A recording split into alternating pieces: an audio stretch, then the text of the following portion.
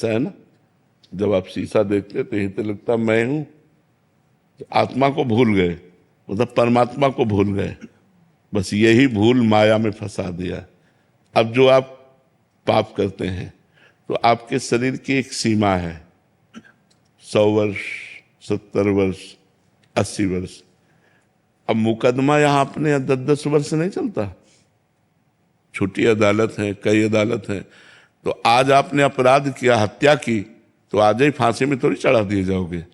10 वर्ष मुकदमा चलेगा, तो 20 वर्ष मुकदमा चले, इसके बाद उसका निर्णय हो।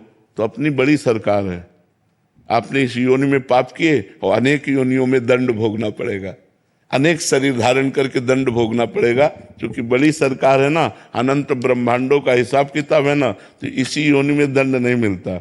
इस योनि में खूब आराम से पाप कर लो, आपको जो दंड मिलेगा वो अन्य योनियों में मिलेगा, अगले जन्मों में मिलेगा। अब इस योनि में आपको पुण्य कर लो, उसका फल अभी नहीं मिलेगा, वो आगे मिलेगा।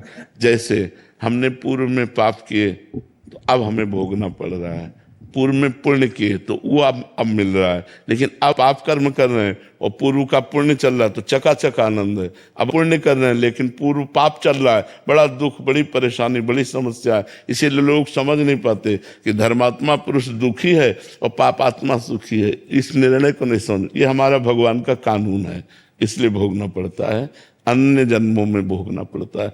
यहाँ तक कि भीष्म जी सरसैया पर पड़े हुए हैं तो उन्होंने कहा प्रभु इस जन्म की बात क्या, मैं 70 जन्मों को देख रहा हूं, कोई पाप नहीं किया ऐसा जिसके परिणाम से मुझे सरसैया पर 6 महीना लेटना पड़े। तो भगवान ने कहा और आगे बढ़ो, 100 जन्म के बाद आपने पाप किया था। तो इतना हमारे प्रभु की अदालत में थोड़ा रजिस्टर लेट खुलता है, लेकिन जब खुलता है तो राय पाई का हिसाब होता है। वहां किसी घूस की या किसी भी तरह की चूक नहीं होती, वो करेक्ट उसको दंड मिलेगा। तो इसीलिए हमको मनुष्य जन्म में किए हुए कर्मों का फल हजारों योनियों में भोगना पड़ेगा। तो हमें मनुष्य जन्म में बहुत सावधान रहना चाहिए। पशु पक्षी की योनियों के किए हुए कर्म केवल भोग होते हैं। जैसे सिंह गाय को मार के खा रहा है तो उसको कोई पाप थोड़ी लग रहा है, बिल्ली कबूतर चूहे को पा रही तो कोई पाप थोड़ी लग रहा है, क्योंकि उसका आहार है, आहार निश्चित किया गया है।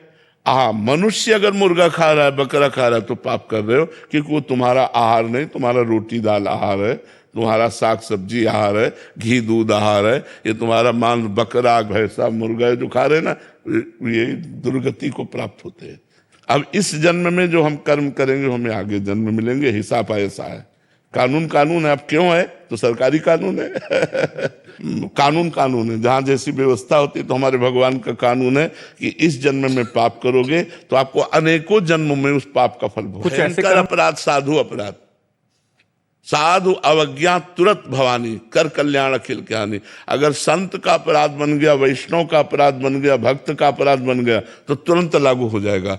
तो साधु अवज्ञा तुरंत भवानी, महापुरुषों का अपराध कर देने पर तुरंत लागू हो जाता है, वो परेशान हो जाएगा। ये हमने देखा है। तो अभी उस दिन बताया था कि जगदीश्वरानंद के अपने गुरु को जहर दे दिया तो पूरे शरीर में मवाद पड़ गया, फूट फूट कर जब निकले तो चिल्ला चिल्ला कर कहते थे कोई बचा लो। तो कोई न औषधि काम करती न कुछ, सड़ रहा था, पूरा शरीर सड़ रहा था। तो साधु अवज्ञा तुरंत भवानी, कर कल्याण अखिल के हानि।